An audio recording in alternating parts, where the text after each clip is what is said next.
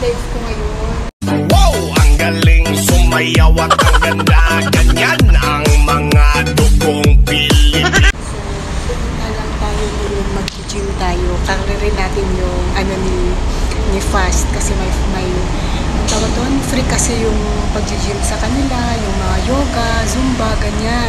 Basta member ka ni Fast. So ngayon, first time kong i-avail yung sa gym nila. So yun, kasi nga syempre sayang din, di ba? So since wala naman din akong ibang masyadong lakad ngayon. Ay bali, ngayong umaga pala, imimit ko yung friend ko. Iaabot ko lang to kasi ayan, ang dami kong bitbit.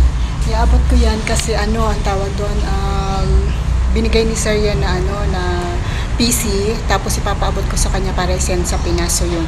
So ang rampa ko ay ayan. Kasi kailangan ko magdala ng extra clothes kasi nga pag pinagpawisan tayo mamaya. Tapos ito lang. Ganyan lang tayo.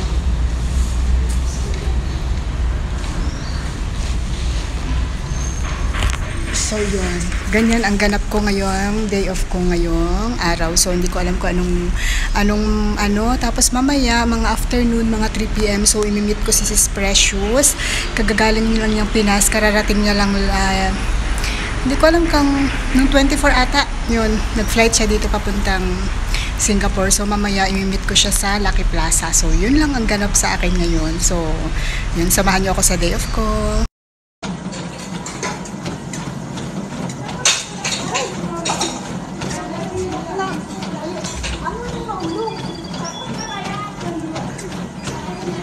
Nakakagulat minsan yan mo.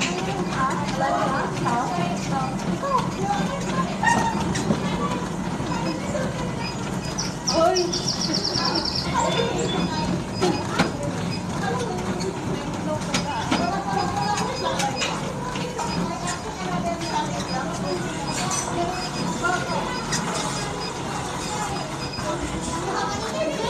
Kaya dalawang bilisan ko. Kaya lang, biglang tumataas mo. Lakad lang ako. Okay na yung 6. Wala na akong power mamaya. Ayun, di ba kung tignan? Ay, wala pa. Okay naman siya, pero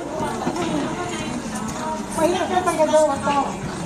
Dahil pa ako napagod-pagod ito.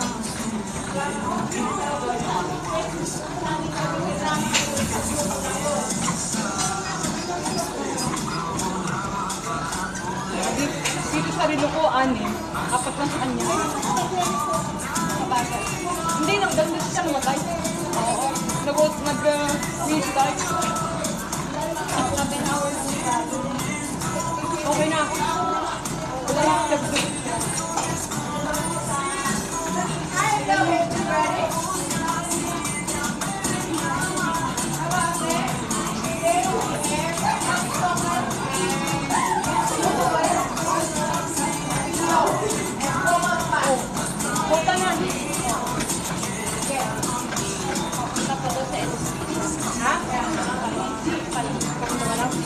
Finals pa lang ngayon.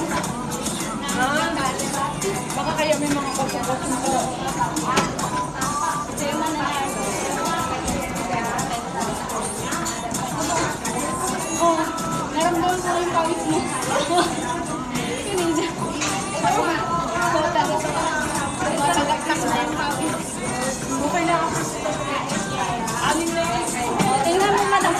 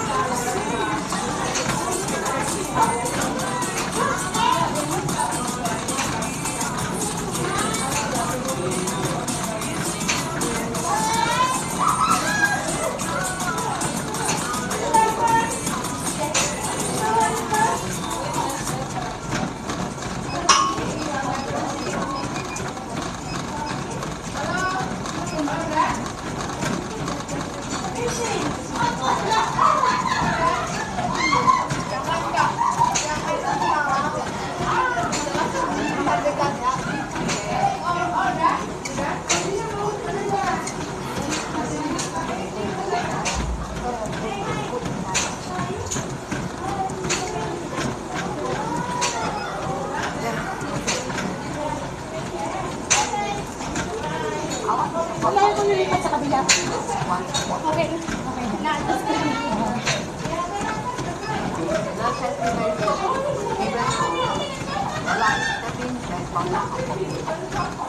Being on the move, it gives new challenges every day.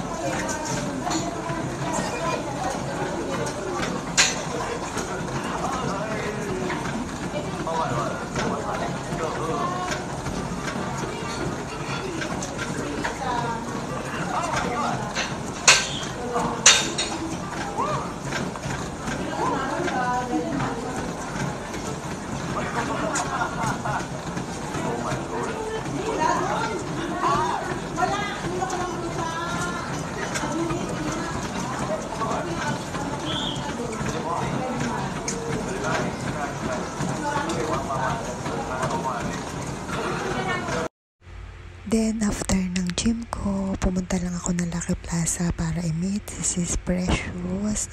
Galing siyang Pilipinas. Kakarating niya lang dito sa Singapore, guys. So, yun lang.